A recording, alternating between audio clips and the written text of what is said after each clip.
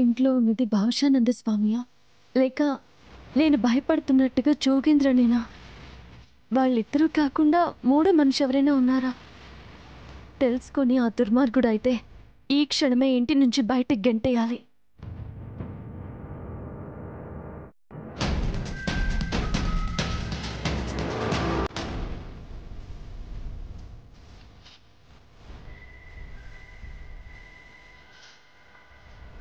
వసుంధర కోసం ఈ పిచ్చి వేషాలు కానీ రౌడీజం చేయడమే ఎంతో సుఖం.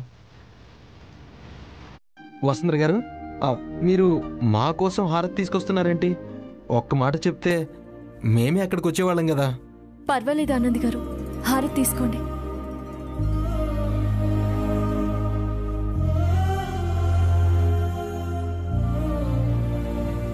అక్క అంతే ఆనంద్ గారు, మన మాట వినదు. తన మాట మాత్రమే వినేలా ఎప్పుడు మంచి మాటలే చెప్తుంది. అదే వసుంధర గారు ప్రత్యేకత లేకే గారు. సరే, నేను వెళ్తాను. అక్క ఎక్కడికి? అది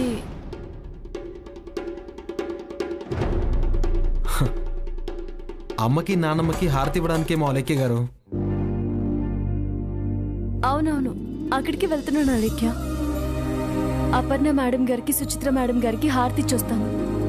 అక్క, వంశీ సార్ నిద్ర లేవకుండానే ఈ ఇంట్లో అందరూ నిద్ర లేస్తారేమో కానీ మొదటి హారతి ఆయనే తీసుకోకపోయినా, మొదటి ముద్ద ఆయన తినకపోయినా అస్సలు ఒప్పుకోరు.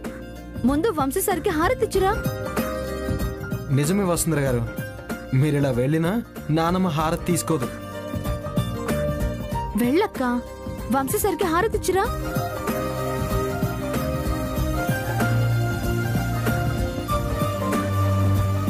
చూసారా లేఖ్య గారు, మా వదిన గారు ఎంతో అనుకువగా ఉదయాన్నే లేచి పూజ చేసి అన్నయ్యకి హారతి ఇవ్వడానికి కూడా వెళ్తున్నారు.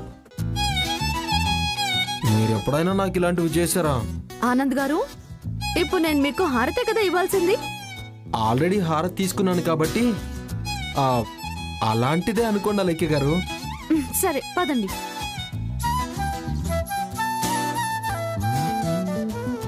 ఆనంద్ గారు, దేవుడికి దండం పెట్టుకోండి.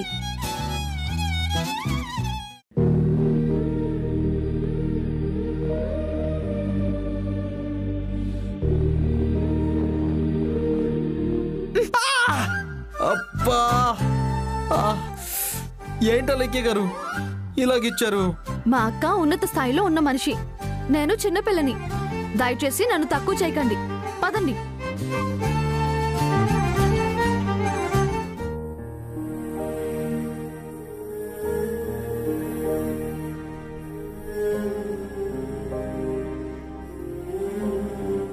వంశీ సార్ క్షేమంగానే ఉన్నారు, నిద్రపోతున్నారు. ఎందుకు లేపడం? ముందు ఆ భాషానంద స్వామి అసలు రంగు తెలుసుకోవడం ముఖ్యం.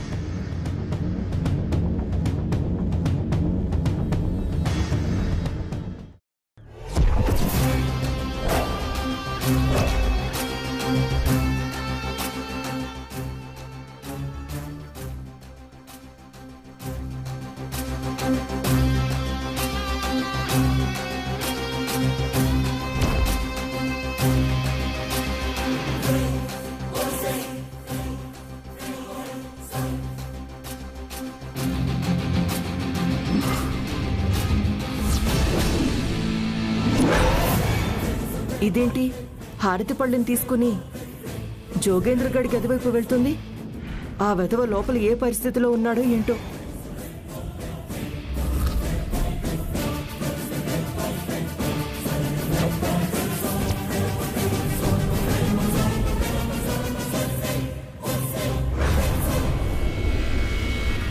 ఏమైంది నరేంద్రి, అలా కొయ్యబారిపోయి చూస్తున్నావు?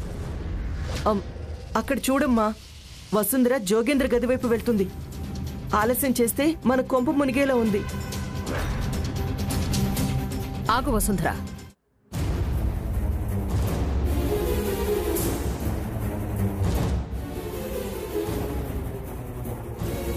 ఆగు వసుంధర. ఆ గదిలోకి ఎందుకు వెళ్తున్నావు? ఇది భవిష్యానంద స్వామివారుండే గదని నీకు తెలీదా వసుంధరా? తెలుసు ఐరేంద్రి గారు, కానీ ఒక నిజం బయట పెట్టడానికి ఈ గది తలుపులు తీయాలనుకుంటున్నాను. ఏంటో ఆ నిజం? నేను చెప్పను, మీకు చూపిస్తాను. ఆగు వసుంధర. అర్థం పర్థం లేకుండా స్వామివారిని అనుమానించొద్దు. అసలు నీకు కలిగిన అనుమానం ఏంటి చెప్పు.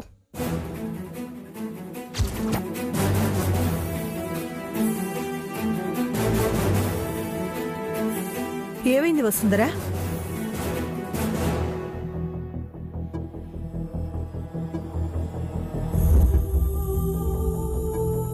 వసుంధరకి భవిష్యానంద స్వామి వారి మీద అనుమానం కలిగిందంటోదినా? ఆ అనుమానం ఏంటో మాత్రం చెప్పట్లేదు. వసుంధర, ఏంటిది? దేని గురించి నువ్వు భవిష్యానంద గారి మీద అనుమానపడుతున్నావు? అది భవిష్యానంద స్వామి నుంచి కూడా మీకు ఏదైనా ప్రమాదం పొంచి ఉందేమోనని నాకు అనిపిస్తుంది. వసుంధర, ఏమిటి నువ్వు అంటున్నది? ఇన్నాళ్లుగా మన ఇంట్లోనే ఉంటున్న భవిష్యానంద స్వామి వంశీకి ఎలా హాని తలపెడతారు? జోగేంద్ర దగ్గర ఉన్న రౌడీల్లోనే ఎవరైనా ఈ వేషం వేసుకొచ్చి మన ఇంట్లో సంచరిస్తున్నారేమోనని నాకెందుకో అనిపిస్తుంది.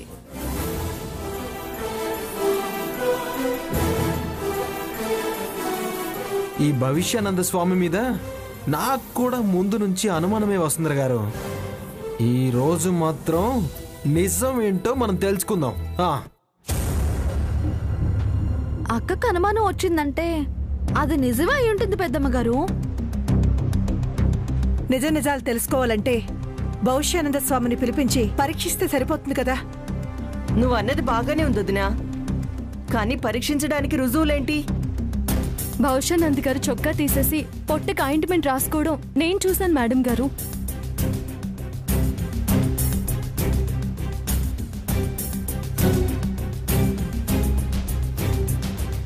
నేను వంశీ సార్ కోసం వెళ్ళినప్పుడు జోగేంద్రని కూడా అక్కడే పోట్లు పొడిచాను.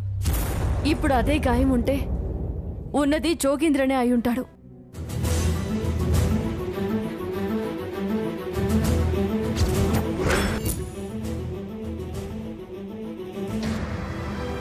వసుంధర, నీ దగ్గర ఆధారాలున్నాయి కదా, ఇంకెందుకు ఆలస్యం? ఆనంద్, డోర్తి, నిజమేంటో తెలుసుకుందాం. అలాగే అన్నయ్య. ఏమండి, మీరు కూడా ఏమిటి ఆ మాటలు మీరేం పట్టించుకోకండి. అనుమానం కలిగినప్పుడు నిజం తెలుసుకోవాలప్పు.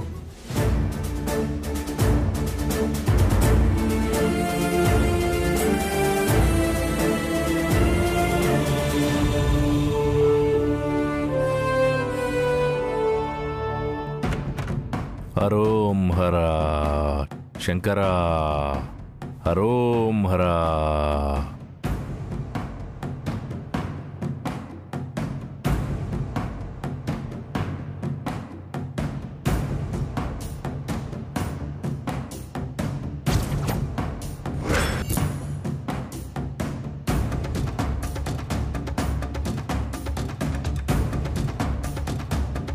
హరోం హర హర హర మహాదేవ శంభో శంకర, భవిష్యానంద పలకరా.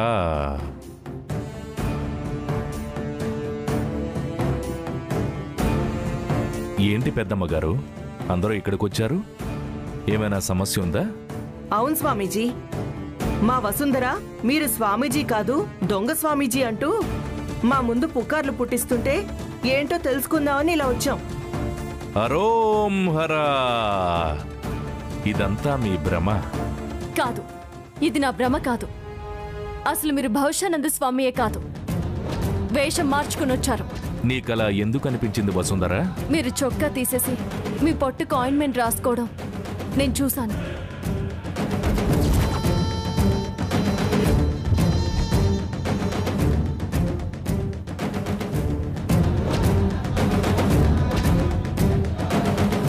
అంతేకాదు, నేను జోగేంద్రని ఎక్కడైతే పొడిచానో అక్కడే మీకు కూడా గాయమైంది.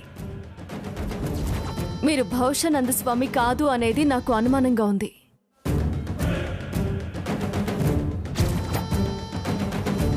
నిరూపించుకోవడానికి ఏం చేయమంటావో చెప్పమ్మా. మీ చొక్కా తీసేసి ధైర్యంగా నిలబడండి భవిష్యానంద స్వామి. నిజమేంటో నేను తెలుస్తాను. అలా చేస్తే మనకి మన కుటుంబానికి మహాపాపం చుట్టుకుంటుంది వసుంధరా. మరేం పర్లేదు అత్తయ్య, అనుమానం ఏంటో తెలియాలి. మీరు చొక్కా తీయండి స్వామి.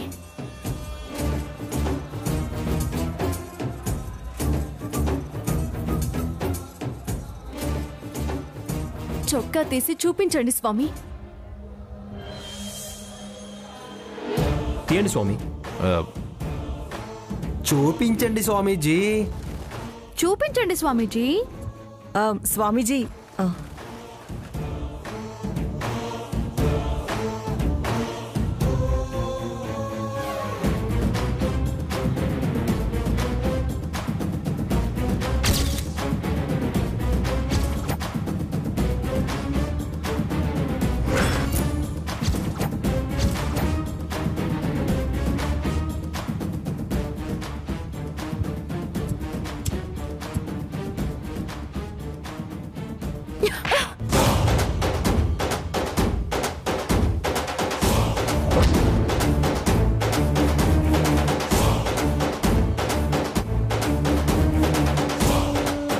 అత్తయ్య, సుచిత్ర, నేను మొదటి నుంచి చెప్తూనే ఉన్నాను, అనవసరంగా అనుమానపడి స్వామివారిని అవమానించుద్దని.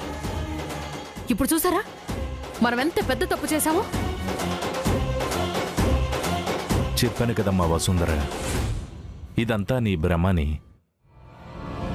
మేము ఆ పరమేశ్వరుని విభూతిని తప్ప ఇంకేదీ రాసుకోము. ఈ శరీరానికి ఎలాంటి గాయం అవ్వలేదమ్మా. హరోం హర శంభో శంకర. కొంచెం కూడా ఇంగితం లేకుండా స్వామివారు దీక్షలో ఉన్నప్పుడు ఇలా అవమానించక. అందుకే మరి ఇంత తొందరపాటు పనికిరాదు అనేది. తప్పు మనమే చేసాం వసుంధర. స్వామి, మమ్మల్ని క్షమించండి.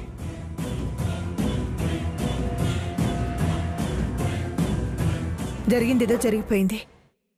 మమ్మల్ని క్షమించండి స్వామీజీ. స్వామివారికి క్షమాపణలు చెప్పు. నానమ్మా, వసుంధర గారికి అనుమానం కలిగింది. అది నిజమో కాదో అని తెలుసుకున్నారు. అయినా ఇందులో క్షమాపణ చెప్పుకోవాల్సిన అవసరం ఏముంది? అవసరం లేదు. మీరెవరూ నాకు క్షమాపణ చెప్పాల్సిన అవసరం లేదు. మీరందరూ బయలుదేరండి. ఇదంతా నేను ముందే ఊహించాను. వసుంధర, నువ్వు లోపలికి పదమ్మా. వంశీ, నువ్వు కూడా పద. రావసు.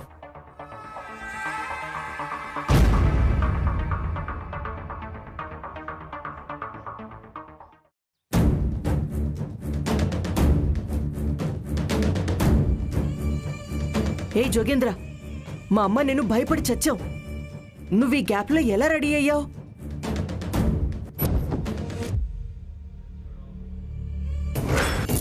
ఆగు వసుంధర. వసుంధర, ఏమిటి ఆ గదిలోకి వెళుతున్నావు? ఎందుకు వెళుతున్నావు?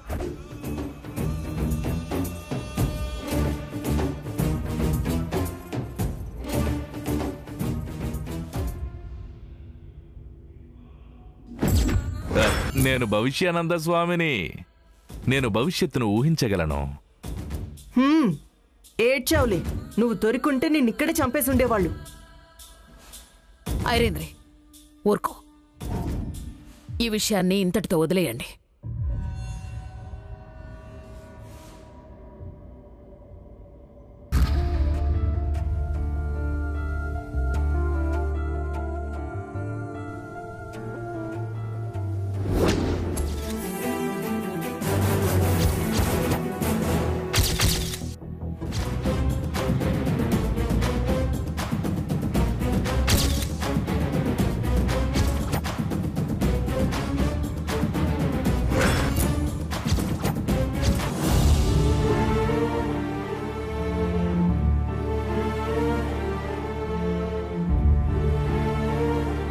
వసుంధర,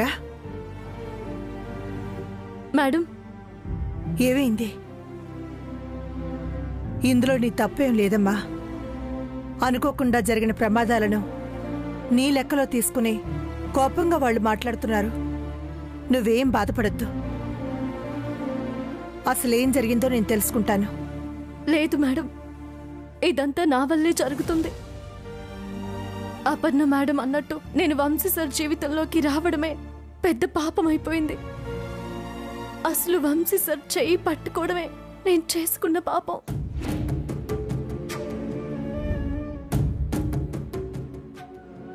ఎందుకమ్మా వసుంధర, నిన్ను నువ్వే నిందించుకుంటున్నావు? ఇందులో నీ తప్పేవీ లేదు. లేదు మేడం, ఈ 10 రోజుల్లో వంశీ సార్కి ప్రాణగండం ఉందని నాకు ముందే తెలుసు.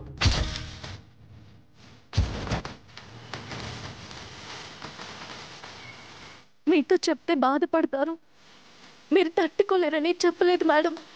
ఏంటమ్మా నువ్వు అంటుంది? మేము రిసార్ట్ నుంచి వస్తున్న రోజు గుడికి వెళ్ళాం. వసుంధర ఆగిపో.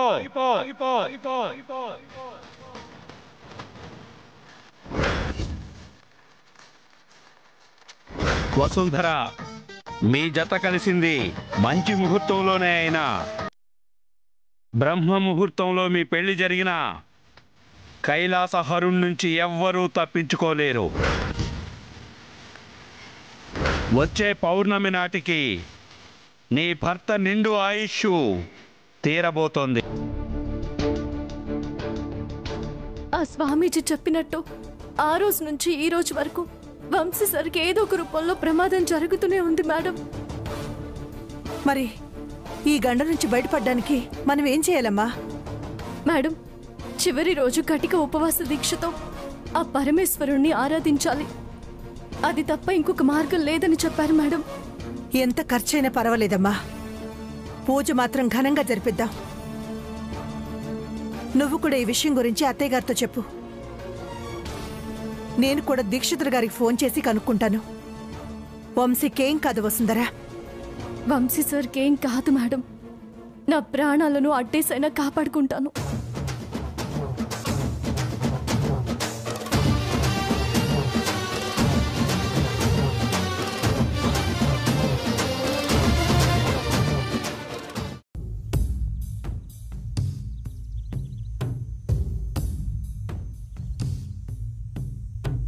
ఏమిటి సుచిత్ర, ఏమిటి అంత శ్రద్ధ తీసుకుని ఏర్పాట్లన్నీ చేయిస్తున్నావంటే ఇదంతా నా మనవడి కోసమే కదా?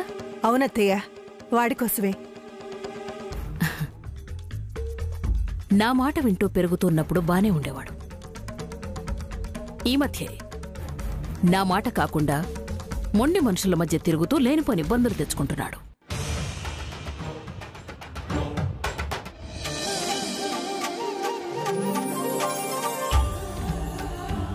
అంతా సిద్ధం చేశాను మేడం, అందరూ పూజలో కూర్చోవడమే ఆలస్యం.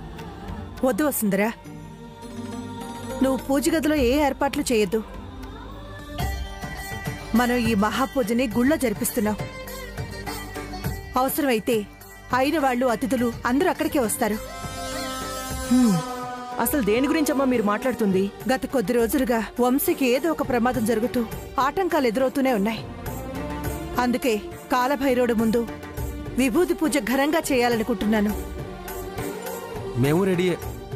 కానీ పూజ మాత్రం ఇక్కడ కాదు ఆనంద్, స్వామివారి గుళ్ళో.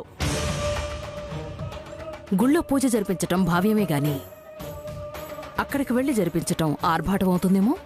అత్తయ్య, ఈ మహాపూజ జరిపించడం అంటే ఆ భగవంతుడికి మరింత దగ్గర కావటమే. ఇక్కడ జరిపిస్తే మన కుటుంబం మాత్రమే, అదే అక్కడ జరిపిస్తే మనతో పాటు పరమశివుడి భక్తులు కూడా పాల్గొంటారు. మంచి ఆలోచన అత్తయ్య గారు. వసు, ఉన్న పలంగా ఇవన్నీ ఎందుకు ఏర్పాటు చేయించావు? సార్, మీ క్షేమం కోసమే. మీరు మీ బాధ్యతల్ని తెలుసుకున్నప్పటి నుంచి మీ మీద ఏదో ఒక ప్రమాదం జరుగుతూనే ఉంది. మేమందరం ధైర్యంగా ఉండడం కోసమే ఇలాంటివి చేయాల్సి వస్తుంది. మీరెందుకు వసుంధరా జరిగిన దుర్ఘటనని తలుచుకుని ఎందుకు ఇబ్బంది పడుతున్నారు? నాకేం కాదు. ఈ వసుంధర పక్కన మీరున్నంతకాలం ఏదో ఒకటి జరుగుతూనే ఉంటుంది. మీరు క్షేమంగా ఉండాలి అంటే దేవుడి ముందైనా మన బాధల్ని మొరపెట్టుకోవాలండి. ఇప్పటికిప్పుడు గుడికి వెళ్దామంటే కుదరదు. అందరం టిఫిన్ చేద్దాం, లేదంటే ఫ్రూట్స్ అయినా తిని వెళ్దాం. అవునానమ్మా, ఎలాగూ అత్తయ్యకి గుళ్ళో తినడానికి వీలు కాదు. మనం ఇక్కడ తినడమే పర్ఫెక్ట్.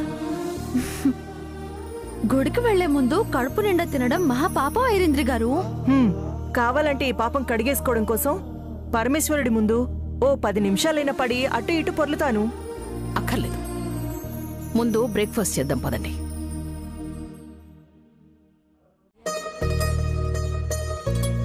అమ్మా వసుంధరా, నువ్వు పద. వద్దు మేడం, ఈ క్షణం నుంచి రాత్రి దాకా కటిక ఉపవాస దీక్ష చేస్తున్నాను. మీరు వెళ్ళండి. నాన్న వంశీ, నువ్వు కూడా ఫ్రెష్ అయ్యిరా. అలాగే అమ్మా.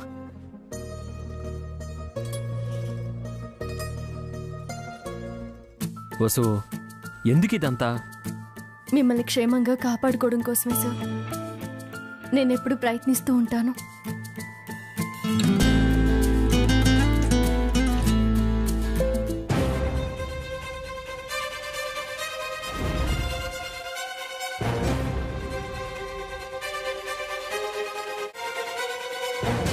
ఏంటో వసు, నువ్వు వంశీ కోసం దీక్ష చేయబోతున్నావు. ఇప్పుడు ఆ దీక్షను భగ్నం చేసి నిన్ను ఈ ఇంటి నుంచి పంపించాలా? అందరినీ ఉసుగొలుపుతాను. ఎందుకంటే నేను భవిష్యానంద స్వామిని.